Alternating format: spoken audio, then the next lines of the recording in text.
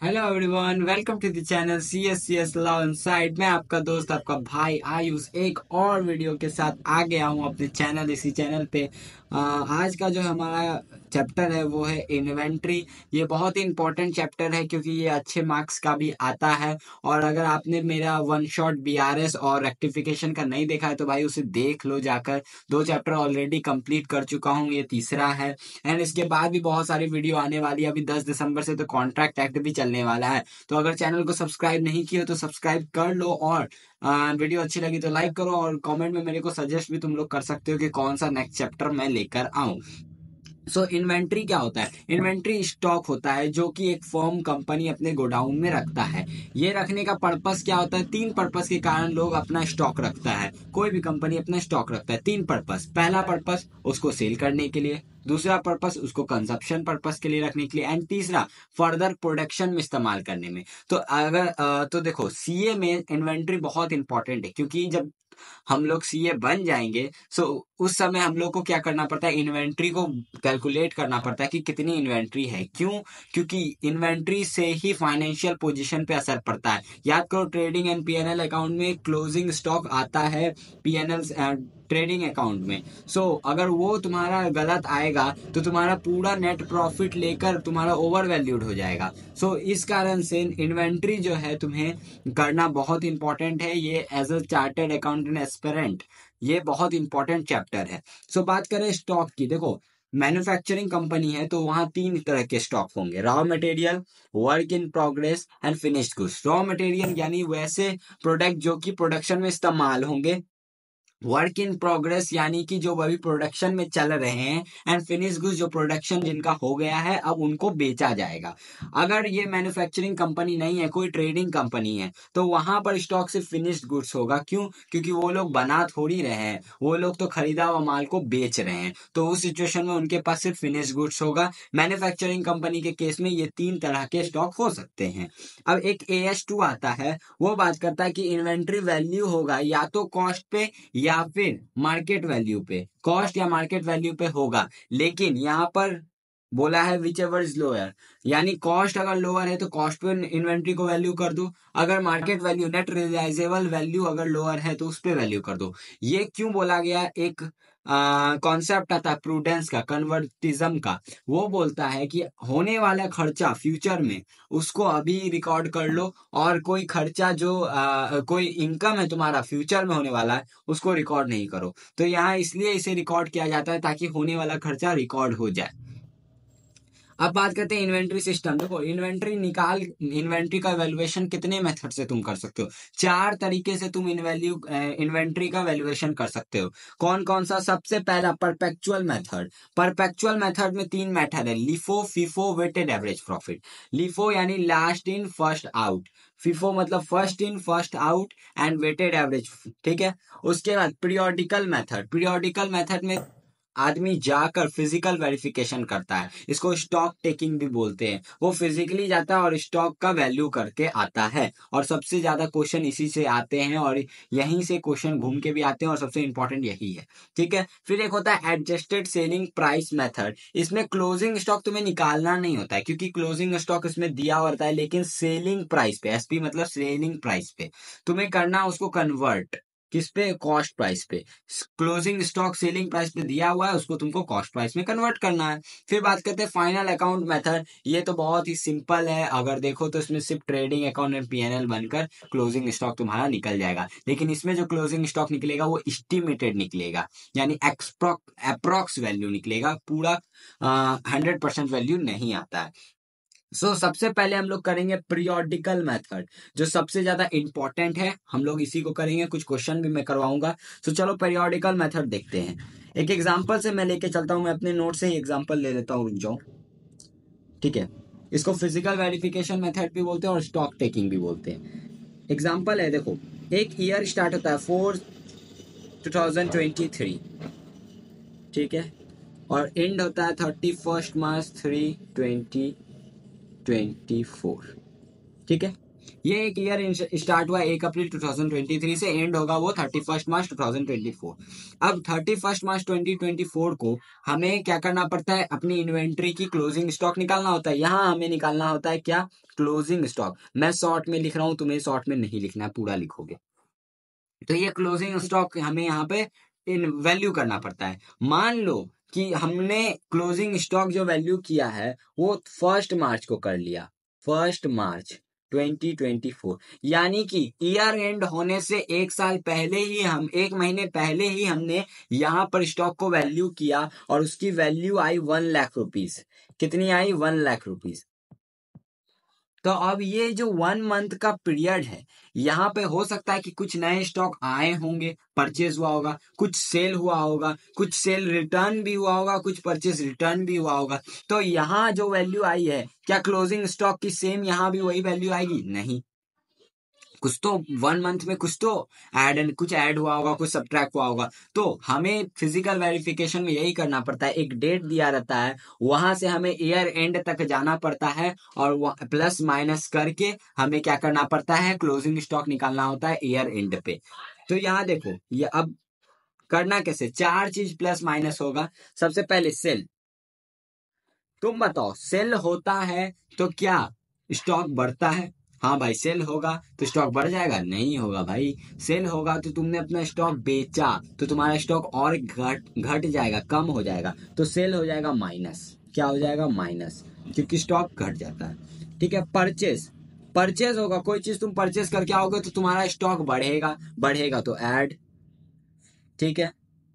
Cell return, मैं हाँ short में लिख रहा हूँ, तुम्हें शॉर्ट में नहीं लिखना है, बता देता हूँ, एग्जाम में मार्क्स कटेंगे। सेल रिटर्न, सेल रिटर्न यानी तुमने सेल किया, उसने वापस कर दिया गुड्स, सेल रिटर्न हो गया। तो क्या सेल रिटर्न में गुड्स स्टॉक बढ़ जाता है? हाँ भाई, मैंने सेल किया, मेरा स्टॉक घटा, उसने वापस कुछ गुड्स मेरे को भिजवा दिए, तो वो गुड्स वापस तो मेरे गोडाउन में आया, तो मेरा रिटर्न बढ़ गया, तो मेरा स्टॉक बढ़ गया, तो स्टॉक बढ़ा तो ऐड। एंड परचेज रिटर्न,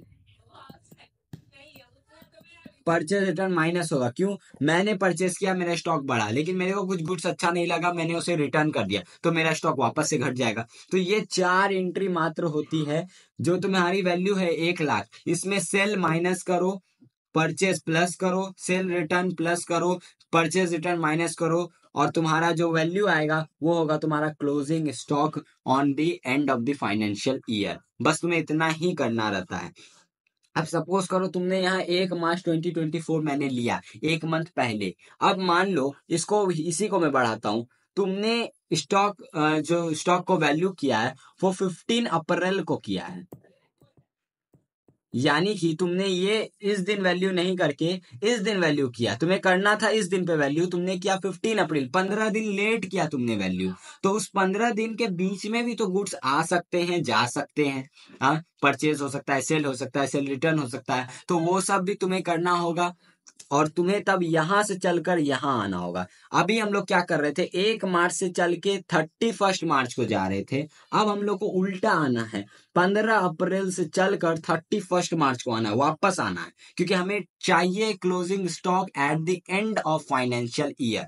तो अब देखो यहाँ पर उल्टा आ रहे हैं तो साइन उल्टा हो जाएगा। सेल में, सेल में देखो, सेल में हम लोग जब सेल करते हैं तो क्या होता है, स्टॉक घट जाता है, लेकिन उल्टा आ रहे हैं तो यहाँ ऐड हो जाएगा। उल्टा आ रहे हैं इस केस में, 15 अप्रैल वाले केस में इसमें ऐड होगा। ठीक है। परचेस करते हैं तो मेरा स्टॉक बढ़ जाता है, उल्टा आ रहे हैं तो घटा दो, माइनस कर दो। सेल रिटर्न करते हैं, सेल रिटर्न यानी हमको वापस गुड्स आया तो मेरा स्टॉक बढ़ जाता है, उल्टा आ रहे हैं तो माइनस कर दो। एंड परचेज रिटर्न यानी कि मैंने कोई परचेज गुड्स परचेस किया था, उसको रिटर्न कर दिया, तो मेरा स्टॉक घटेगा, लेकिन उल्टा आ रहे हैं तो उसको हम ऐड कर देंगे। लो भाई, हो गया। बस तुम्हें ये करना है, यहाँ से तुम यहाँ पहुंच जाओगे, तुम्हारा क्लोजिंग इन्वेंट्री निकल जाएगा। यही तुम्हारा फिजिकल वेरिफिकेशन भी बोलता है। बस सिंपल है। बस दो बात और जो याद रखना है वो है, सेल और सेल रिटर्न हमेशा कॉस्ट पे निकलेगा, एट कॉस्ट, हमेशा कॉस्ट पे निकलेगा सेल और सेल रिटर्न, यानी इसमें से प्रॉफिट घटाकर तुम्हें ये वैल्यू लेनी है। परचेज और परचेज रिटर्न की जो वैल्यू होगी वही तुम लोग को ले लेना है। सेल और सेल रिटर्न में जो वैल्यू होगा तुम्हारा, उसमें प्रॉफिट को हटाकर वो वैल्यू लेना है। जैसे ही प्रॉफिट हटाओगे तो सेल किस पे हो जाएगा, कॉस्ट प्राइस पे हो जाएगा, तब ही उसको तुम लोग लोगे ऐड करने के लिए, माइनस करने के लिए। यहाँ तक क्लियर है? चलो एक समझाता हूँ एक इलिस्ट्रेशन से, रुको मेरे एग्जाम्पल में कुछ होगा, छोड़ो स्टडी मटेरियल से बनाता हूँ यार, एक अच्छा वाला इलिस्ट्रेशन था।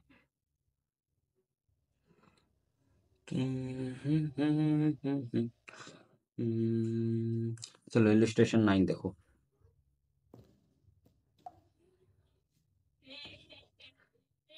देखो एक ट्रेडर प्रिपेयर करता है अपना account 31 March end of the year, ठीक है, यहाँ तक क्लियर है। Due to some unavoidable reason उसने स्टॉक टेकिंग मैंने बोला इसी का दूसरा नाम है फिजिकल वेरिफिकेशन का। स्टॉक टेकिंग किया 15 अप्रैल 2022 को, ठीक है। टोटल कॉस्ट आया उसके गोडाउन में 50,000, यानी उसने 15 अप्रैल को किया था। मेरे एग्जाम्पल में याद करो मैंने 15 अप्रैल लिया है, 15 अप्रैल, यानी हम लोग वापस आ रहे हैं, उल्टा हो जाएगा सब। पीछे हम लोग आगे बढ़ चुके हैं, अब आगे से पीछे आ रहे हैं, ठीक है। तो यहाँ पर 50,000 दिया है, हमें बताना है 31 मार्च में क्लोजिंग स्टॉक क्या होगा, ये कुछ हमें ट्रांजैक्शन के वैल्यू दिए हुए हैं, ठीक है। तो देखो सेल 41,000 का सेल हुआ है, इसमें इंक्लूडिंग कैश सेल है 10,000। अगर ये इंक्लूडिंग नहीं होता, यानी ये 10,000 ऑलरेडी 41,000 में इंक्लूड है, अगर इंक्लूड नहीं होता तो हम इंक्लूड करते, ठीक है। तो 41,000 सेल हुआ है, तो सेल हुआ है तो याद करो सेल करने से मेरा स्टॉक घट जाता था, लेकिन हम लोग यहाँ उल्टा आ रहे हैं तो हमें यहाँ ऐड करना होगा। क्या 41,000 ऐड होगा? The answer is no, 41,000 add नहीं होगा। ओहो भाई, 41,000 ऐड नहीं होगा, क्योंकि सेल हमेशा कॉस्ट प्राइस पे लेना है, सेलिंग प्राइस पे नहीं लेना है। और यहाँ जो हमें 41,000 दिया वो सेलिंग प्राइस है, तो इसमें हमें क्या करना होगा, माइनस करना होगा 20% ऑफ सेल। प्रॉफिट है मेरा, तो माइनस करके प्रॉफिट जो भी सेल का वैल्यू आएगा वो हम लोग ऐड कर देंगे, ठीक है। फिर परचेज किया है 5,034, जिसमें इंक्लूडिंग है कैश परचेज। अगर इंक्लूडिंग नहीं होता तो हम लोग इंक्लूड करते, इंक्लूडिंग है तो कोई दिक्कत वाली बात नहीं है, ठीक है। सेल रिटर्न हुआ है 1,000 का, तो परचेस, देखो परचेस का तो बताया नहीं, परचेस करने से मेरा स्टॉक बढ़ता है, लेकिन हम लोग उल्टा आ रहे हैं 15 अप्रैल से 31 मार्च, उल्टा आ रहे हैं तो माइनस कर देंगे, ठीक है। फिर सेल रिटर्न 1,000 हुआ, सेल जैसे मेरा रिटर्न हुआ मेरा स्टॉक बढ़ जाता, लेकिन हम लोग उल्टा आ रहे हैं तो हम लोग यहाँ करेंगे माइनस, और इसमें भी हम लोग 20% प्रॉफिट माइनस करके, क्योंकि सेल और सेल रिटर्न किस पे निकलता है, कॉस्ट प्राइस पे, ठीक है। अब देखो 15 मार्च को goods value 10,000 were sent on sale और रिटर्न बेसिस। याद करो लॉ में मैंने पढ़ाया है, सेल ऑफ गुड्स एक्ट में sale on return basis section 24, वो बोलता है कि गुड्स अभी मैंने अभी कुछ दिन के लिए दिए हैं, लेकिन वो गुड्स तो मेरा ही है, ऑनरशिप ट्रांसफर अभी नहीं हुआ है। सेल ऑन रिटर्न बेसिस याद करो मैंने पढ़ाया है। सो वो अभी दिया गया है 4 वीक के लिए, जिसमें से 40% गुड्स जो है on 10th April, approving the rest the customer was will. इतना देखो सिंपल है, इतनी भारी इंग्लिश इन्होंने लिख के रखी है, कोई उतनी बड़ी बात है नहीं। देखो एक गुड्स था, सपोज करो ये मेरा गुड्स है, मैंने इसे तुम्हें दिया sale on approval basis 4 week के लिए, ठीक है, 4 वीक के लिए मैंने दिया। कब दिया? 15 मार्च को दिया, यानी 4 week around, I think so 15, 16, 17 April को आएगा, ठीक है। 4 वीक 15, 16 अप्रैल को आएगा, तो 15, 16 अप्रैल तक ऑनरशिप ट्रांसफर नहीं होगा, क्योंकि अभी तक मैं ऑनर मैं हूं। तो देखो 40% जो था 10,000 का, यानी 4,000, वो तो ऑलरेडी 10th अप्रैल को रिटर्न कर दिया गया, यानी वो वापस मेरे पास आ गया है। तो ये जो 50,000 है उसमें वो 4,000 ऑलरेडी इंक्लूडेड है, क्योंकि वो तो मेरे गोडाउन में आ चुका है ना, तो वो तो इंक्लूड किया ही होगा मैंने।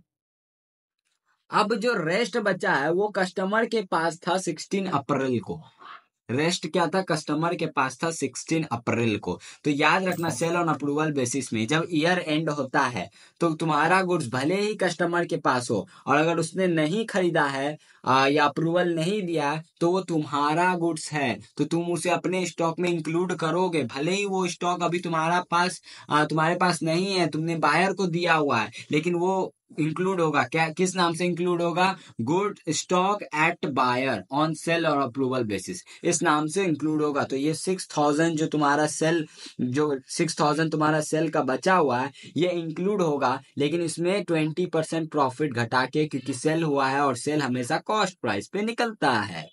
समझ में आया? उफ भाई साहब, बोलते बोलते गले में दर्द उठ गया। अब बात करते हैं लास्ट।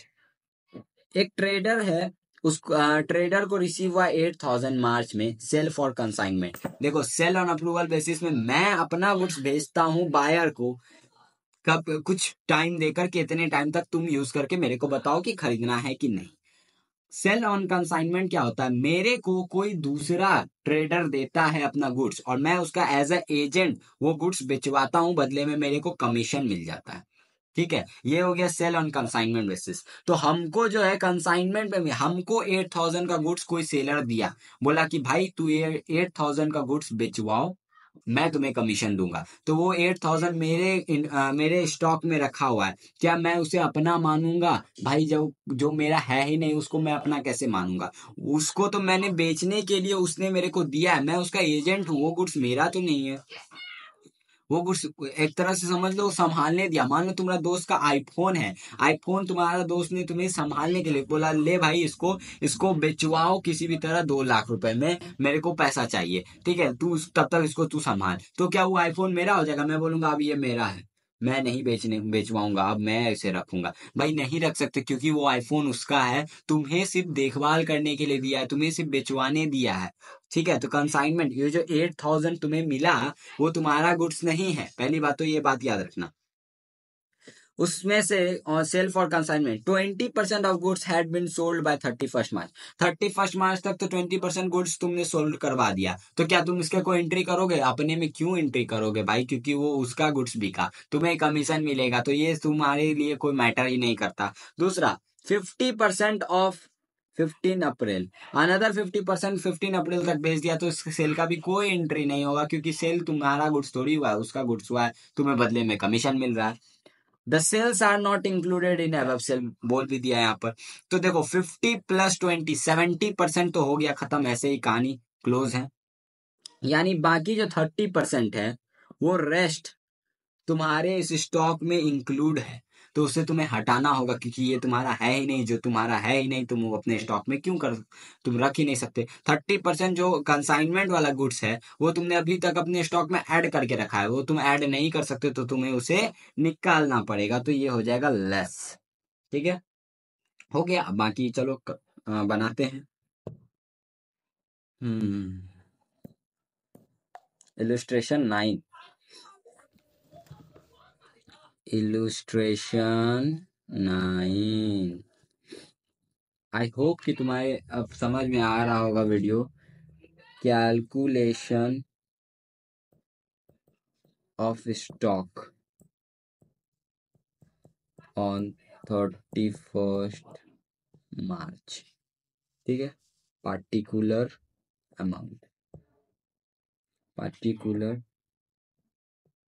अमाउंट। ठीक है, चलो सबसे पहला क्लोज ओपनिंग स्टॉक, या स्टॉक, ओपनिंग स्टॉक नहीं, stock on 15 April, stock on 15 अप्रैल कितना है भाई? 50,000 है। ठीक है, उसके बाद मैं मॉड्यूल खोल लेता हूँ, तुम भी मॉड्यूल खोल लो, बार बार बैक जाना मेरे को सही नहीं लगता, टाइम वेस्ट होगा। ठीक है, चलो ठीक है, खोल लिया मैंने मॉड्यूल। सेल होने से माइनस होता है, लेकिन यहाँ होगा ऐड, क्योंकि हम लोग आ रहे हैं उल्टा, आ रहे हैं हम लोग उल्टा। तो सेल है मेरा कितना? 41,000 है, 41,000 है मेरा सेल, लेकिन इसमें हम लोग 20% ऑफ सेल जो है मेरा प्रॉफिट है, वो माइनस कर देंगे। तो 41,000 माइनस 20, यानी 32,800। ठीक है, सेल हो गया। उसके बाद आता है परचेस। परचेस करने से मेरा स्टॉक बढ़ जाता है, लेकिन हम लोग उल्टा आ रहे हैं, तो हमें करना होगा माइनस। तो माइनस होगा मेरा 5034। ठीक है, उसके बाद है मेरा सेल रिटर्न। सेल रिटर्न करने से मेरा स्टॉक घटता है, लेकिन हम लोग आ रहे हैं उल्टा, तो हमें करना होगा माइनस प्लस। और किस पे करेंगे हम लोग? कॉस्ट प्राइस पे करेंगे। Watch out 800। उसके बाद है हमारे पास कस्टमर के साथ जो स्टॉक है, स्टॉक विथ बायर, यानी सेल ऑन अप्रूवल बेसिस। भाई गुड्स कहीं भी है तो तुम्हारा ही ना, तो वो कितना होगा? 4000 तो ऑलरेडी इंक्लूड हो गया है, यानी 6000 बाकी का है, उसमें 20% घटा के, क्योंकि ये सेलिंग प्राइस पे और सेलिंग प्राइस पे नहीं होता है काउंट, कॉस्ट प्राइस पे होता है 4800। ये करना होगा, ओह ऐड करना है भाई। ठीक है, थोड़ा साउंड के लिए देख लेना भाई, थोड़ा सा दिक्कत है आज, इतने बच्चे लोग हैं ना, चिल्लाते रहते। स्टॉक ऑफ कंसाइनमेंट लेस कर देंगे स्टॉक ऑफ कंसाइनमेंट, यानी वैसा गुड्स जो कि एज ए कंसाइनमेंट तुमको मिला है, वो तुम्हारा नहीं है, किसी और का है, तुम कंसाइनमेंट पे तुम्हारे पास है, तो वो हम लोग माइनस कर देंगे। 8000 मिला था, उसमें से 70% तो बिक चुका है, 30% ही तुमने अपने स्टॉक में इंक्लूड किया है, तो उसको माइनस कर, इसको हटा दो, कितना हो जाएगा? 2400। लो भाई, हो गया। ठीक है, अब इसको हम लोग बस ऐड एंड प्लस कर देंगे। 50,000 plus 32,800 plus 480 minus 5034 minus 240 and minus 800। 79366। 79366। क्या ये तुम्हारा क्लोजिंग स्टॉक है? स्टॉक ऑन 31 मार्च। जी हाँ, ये तुम्हारा स्टॉक है। क्या ये आंसर सही है? बिल्कुल सही है, जाके चेक कर सकते हो, कोई दिक्कत वाली बात नहीं है। ये देखो, सो तुम्हारा पहला मेथड हो गया कंप्लीट, और यही इसी मेथड पे मेनली क्वेश्चन आता है, एडजस्टेड सेलिंग प्राइस मेथड। इसका कोई इलिस्ट्रेशन मैं देखता हूँ, मैं उस पे बता देता हूँ कि कैसे करना है। एक काम करता हूँ, इसके लिए दूसरा वीडियो मैं लेके आता हूँ, पार्ट 2, क्योंकि भाई डिटेल में करवाना होगा, इसमें स्टेप्स लिखाना होगा एंड बहुत ज़्यादा हो जाएगा, सो इसलिए मैं इसको पार्ट 2 ले आता हूँ इन्वेंट्री का, तो दिक्कत वाली बात नहीं होगी। इसमें मैंने एक मेथड समझा दिया है, बाकी पार्ट 2 में मैं तीनों मेथड एक लाइन से करवा दूंगा। ठीक है, सो मिलते हैं नेक्स्ट वीडियो में, तब तक के लिए tata bye bye and stay home, stay safe. मिलते हैं नेक्स्ट वीडियो में, तब तक के लिए all the best for your CA foundation exam.